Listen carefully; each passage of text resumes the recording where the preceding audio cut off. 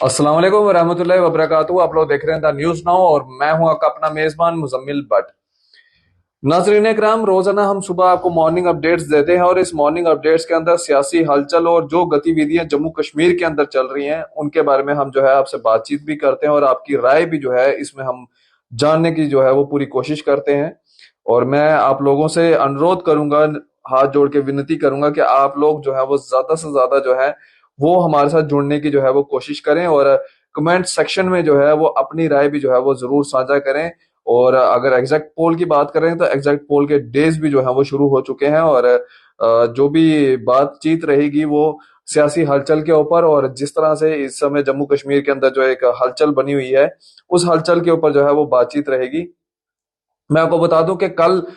29 अप्रैल के दिन और रात के समय जो है वो काफी ज्यादा बारिश जो है वो देखने को मिली। और अगर बात करें तो जम्मू कश्मीर के मुख्तलिफ इलाकों के अंदर जो थी वो बड़ी हैवी रेन जो थी वो देखने को मिली और कई इलाकों के अंदर जो है वो बर्फबारी भी जो है वो देखने को मिली। आखिरकार ये जो मौसम है, ये मौसम जो है वो किस तरह से है और क्या जो मौसम है, जिस तरह से बारिश हो रही है, जिस तरह से बर्फबारी हो रही है, तो क्या लगता है कि इस बार गर्मियां जो है वो कम पैमाने पे होने वाली है या ये मौसम क्या कुछ अलर्ट है कि इस बार गर्मियां जो है वो काफी ज्यादा जो है वो होने वाली है। क्योंकि अगर अनुमान ये लगाया जा रहा है कि इस बार गर्मियों का जो टेम्परेचर है लगभग 48 49 के पास पास जो है वो टेम्परेचर रहेगा जम्मू के अंदर। व कश्मीर के अंदर अगर बात करें तो सबसे हॉटेस्ट डेज जो है इस बार जो है वो रिकॉर्ड किए जाएंगे। लेकिन अगर बात करें तो कल के दिन जो बारिश रही वो काफी ज्यादा तेज बारिश रही और कई इलाकों के अंदर जो था वो अलर्ट भी जारी किया गया। कई इलाकों के अंदर जो था आपने देखा भी कि लैंडस्लाइड्स देखने को मिले। कई इलाकों के अंदर जो है कई ट्रेजेडीज जो है वो देखने को मिली। और अगर बात करें तो कल हमने दो नौजवानों को भी जो है इसमें खोया है और कई लोगों को जो है वो रेस्क्यू भी जो है वो किया गया है। लेकिन जम्मू कश्मीर राष्ट्रीय राजमार्ग की अगर बात करें तो वो फिलहाल के तौर के ऊपर जो है वो बंद है और आज कश्मीर के अंदर जो है सारे स्कूल्स जो है वो बंद रहेंगे। क्योंकि कल जो बारिश हुई है उस बारिश के चलते कहीं ना कहीं काफी ज्यादा नुकसान जो है वो देखने को मिला है। और किसी बच्चे का कोई नुकसान ना हो, किसी भी तरह का कोई नुकसान ना हो, उसके लिए जो है डिवकॉम कश्मीर ने पहले ही जो है ये ऑर्डर निकाल दिया और ये कह दिया कि आज के दिन यानी कि 30 अप्रैल को जो आज जो है पूरे कश्मीर घाटी के अंदर जो है वो स्कूल कॉलेजेस जो है वो बंद रहेंगे। और आज के दिन जो एग्जाम होने जा रहे हैं उन एग्जाम्स को भी जो है वो स्थगित किया जाता है और साफ तौर के ऊपर ये जो है डिवकॉम कश्मीर की तरफ से जो है ये ऑर्डर निकाला गया है। इसके बाद अगली बातचीत करते हैं आर्टिकल 370 के ऊपर। प्राइम मिनिस्टर नरेंद्र मोदी ने जो है वो अपनी स्टेटमेंट दी है और ये स्टेटमेंट जो है एक निजी चैनल से इंटरव्यू करते हुए, एक बातचीत करते हुए उन्होंने ये स्टेटमेंट दी और उन्होंने ये कहा कि कांग्रेस जो है वो आर्टिकल 370 को वापस करने की कोशिश भी ना करे। क्योंकि अगर आर्टिकल 370 की अगर कांग्रेस बातचीत करती है तो उनको जो है वो छोड़ा नहीं जाएगा। और ये साफ तौर के ऊपर प्राइम मिनिस्टर नरेंद्र मोदी ने जो है ये बातचीत करते हुए, एक निजी चैनल से बातचीत करते हुए ये उन्होंने स्टेटमेंट दी कि आर्टिकल 370 कभी भी वापस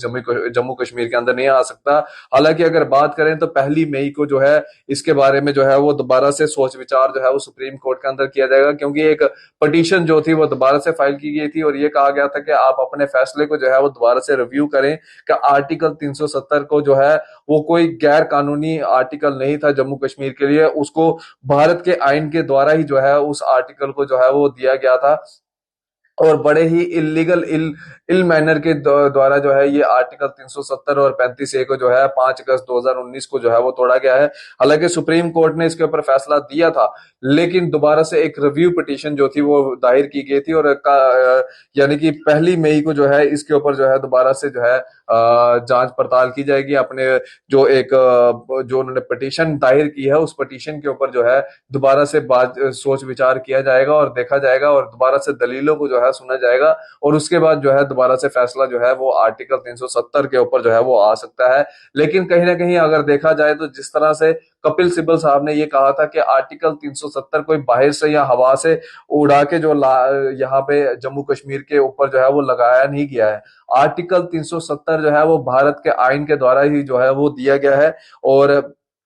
भारत के आइन के अंदर जो है इसका जिक्र किया गया है, 35A का जिक्र किया गया है, क्योंकि नॉर्दर्न हिमालयन स्टेट्स जितनी भी हैं वहां पे जो है उन इलाकों को जो है वो प्रोटेक्ट और प्रिवेंट करने की जरूरत है, और ताकि मौसम जो है वो खराब ना हो, इसी के चलते जो है ये सब चीजें जो है वो लगाई गई हैं। अगर हिमाचल प्रदेश की बात करें तो आर्टिकल 371 जो है वहां पे लगाया गया है। गुजरात की अगर बात करें तो आर्टिकल 371 भी जो है वहां पे लगाया गया है, और कई ऐसी स्टेटें हैं, नॉर्दर्न स्टेटें हैं, जहां पे जो है आर्टिकल 371 जो है वो लगाया गया है, ताकि किसी भी किस्म का जो है वहां पे क्लाइमेटिक जो ग्लोबली क्लाइमेट है उसमें चेंज ना हो, क्योंकि नॉर्दर्न हिमालयस ही जो है वो डिसाइड करते हैं कि आपका टेम्परेचर जो है वो किस तरह से रहेगा, आपका मौसम जो है वो किस तरह से रहेगा, और आपका जो ग्लेशियर्स के अंदर बर्फ बनना होता है, क्योंकि जितने ज्यादा तादाद जो है नॉर्दर्न स्टेट्स के अंदर रहेगी तो उतना ही जो है वो नुकसान जो है वो ग्लोबली जो है वो क्लाइमेट्स के अंदर जो है वो देखने को मिलेगा। जिस तरह से देखे अनवांटेड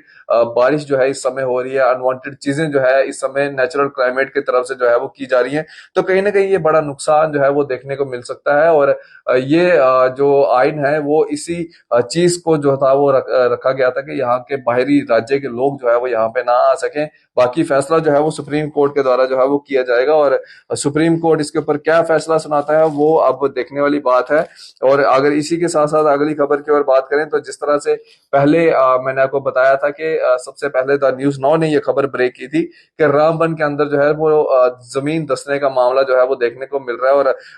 पहले तो ये कहा जा रहा था कि परनोट के इलाके के अंदर जो है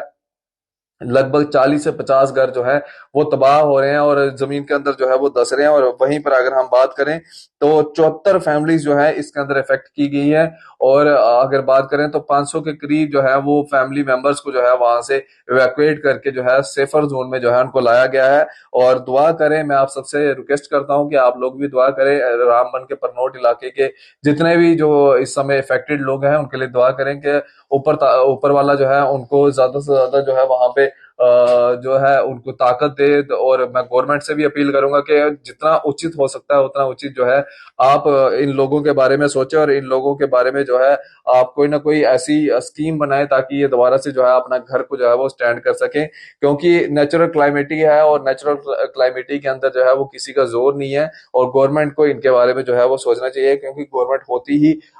मजलूमों के लिए है, गरीबों के लिए है। और मैं गवर्नमेंट से अपील करूंगा। वैसे तो वहां पे चौधरी लाल सिंह ने भी जो है वो अपील की, और उसके बाद जो है डॉक्टर जितेंद्र सिंह के द्वारा ट्वीट किया गया, लेकिन जमीनी सत्ता पे चौधरी लाल सिंह उन लोगों से जाके मिले, उन लोगों से जाके उन्होंने बातचीत की, और बातचीत करने के बाद लोगों को थोड़ा समझाया, और वहां की एडमिनिस्ट्रेशन से भी बातचीत की कि इनको जो है वहां पे जो है पूरी जगह प्रोवाइड की जाए, और जो आवास प्राइम मिनिस्टर आवास योजना के तहत जो मकान बनाए जाते हैं वो स्कीमें जो है इन लोगों के लिए अलॉट की जाए, ताकि ये अपने घरों को जो है वो फिर से ठीक कर सके। बाकी आप लोग भी जो है वो जरूर दुआ करें। और साथ ही साथ जो